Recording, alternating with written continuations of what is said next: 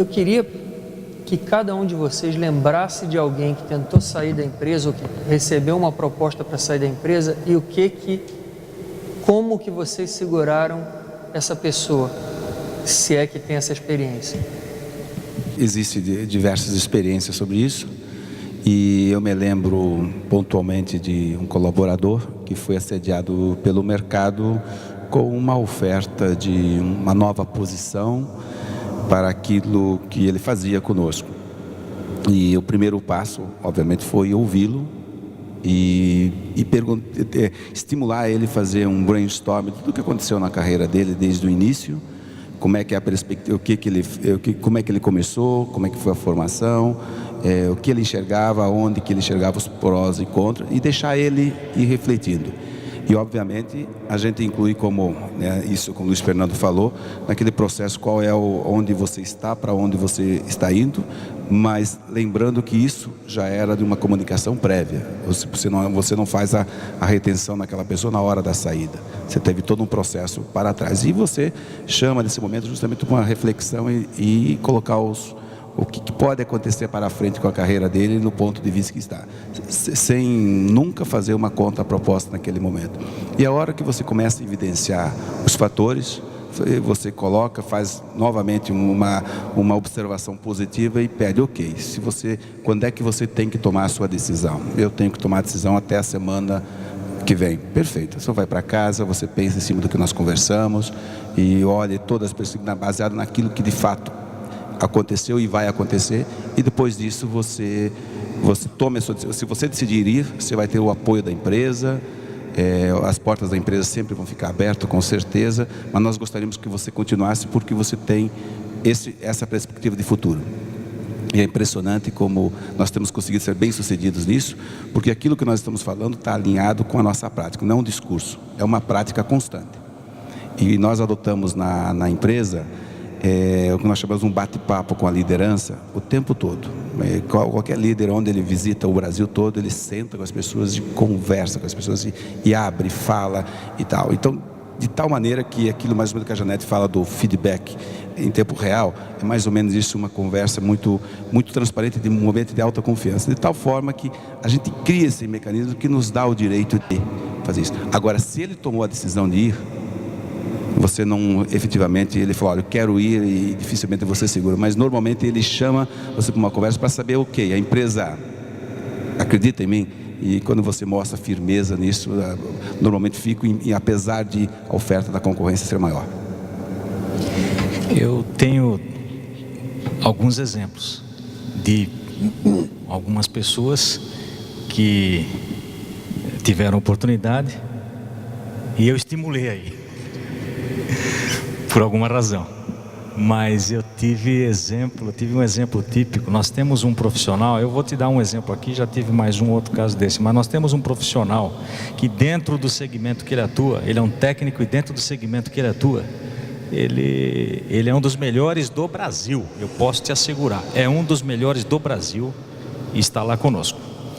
E ele ocupava uma posição de liderança já há muitos anos, mas eu percebia claramente que ele se via como pelo menos um gerente na empresa, que é um cargo ali abaixo do diretor, enfim, um cargo cobiçado.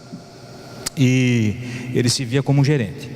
E ele, em duas oportunidades que nós tivemos oportunidade para a vaga de gerência, eu senti que ele se via naquela posição, mas ele não foi escolhido. E ele não seria escolhido. E ele não será escolhido para ser gerente na empresa, por algumas características que ele precisava tomar conhecimento. Aí entra a questão do feedback. Pessoa extremamente orgulhosa e tem suas razões para ser.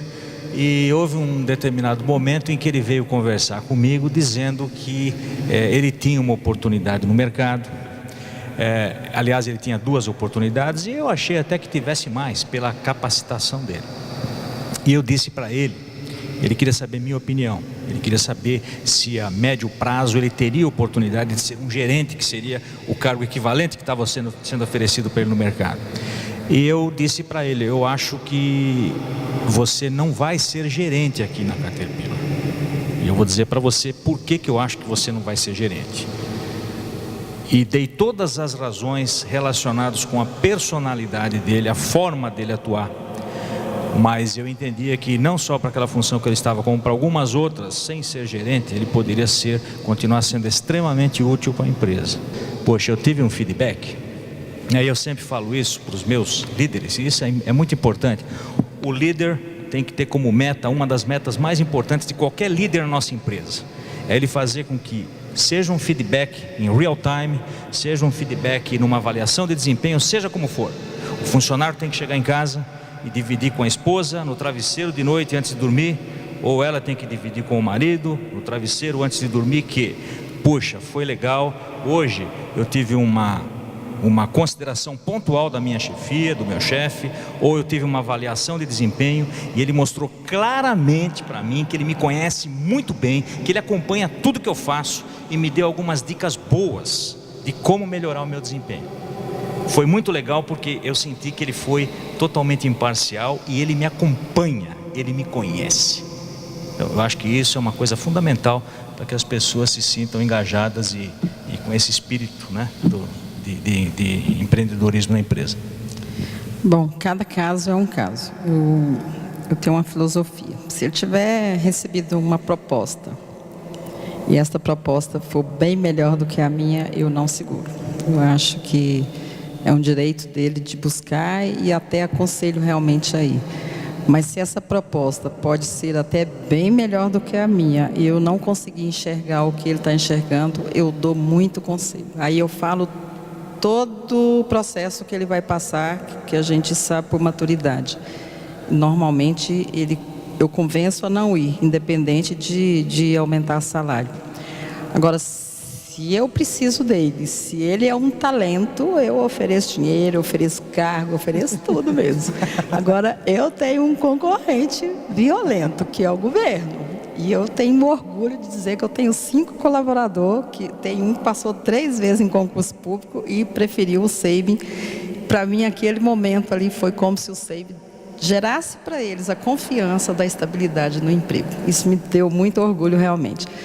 E um deles, o Júnior, ele passou nos primeiros lugares do Sara Kubitschek. Por que ele não foi? Eu mostrei para ele que lá ele não teria quem financiasse a faculdade que ele pagava. Ele desistiu por causa da faculdade. Então, você queria um como tio, eu tenho. Desistiu por causa da faculdade, já formou, passou em um novo concurso, já foi.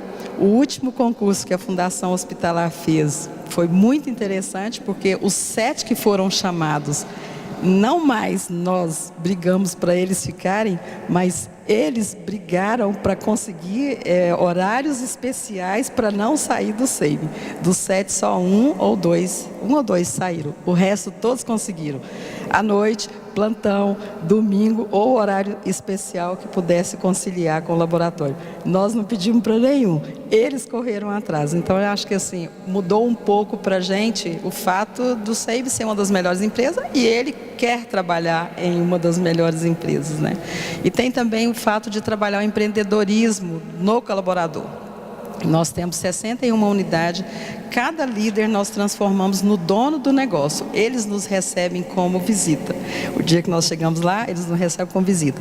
E eles são os donos do negócio. Ele olha o mercado, ele olha o ambiente, a estrutura, ele olha o resultado, ele acompanha o painel de bordo da Fundação Dom Cabral. É um empreendedor. Com isso também perdi alguns, porque acharam que davam conta de fazer negócio. Todos voltaram. Ninguém deu conta. A mãe vendeu a casa, foi para o Piauí e ela voltou novamente e pediu uma chance porque ela não deu conta de fazer. O outro também saiu, acho que, se não me engano, já saíram 3. Os 3 já pediram para voltar. Infelizmente, não é fácil ser empreendedor e, infelizmente, eles pensam que é fácil ser empreendedor.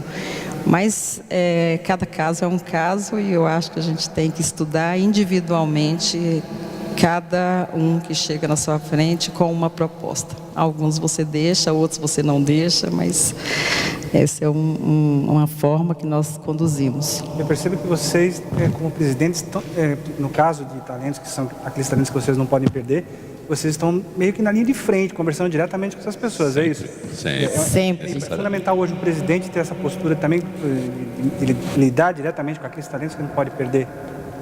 Na linha de Isso aí, independente de ser um líder, nós nos envolvemos com o tempo de casa, já é motivo suficiente para que haja o nosso envolvimento. Porque mesmo que ele não tenha nenhuma liderança, é um pouco de respeito também pelo tempo que ele dedica à organização.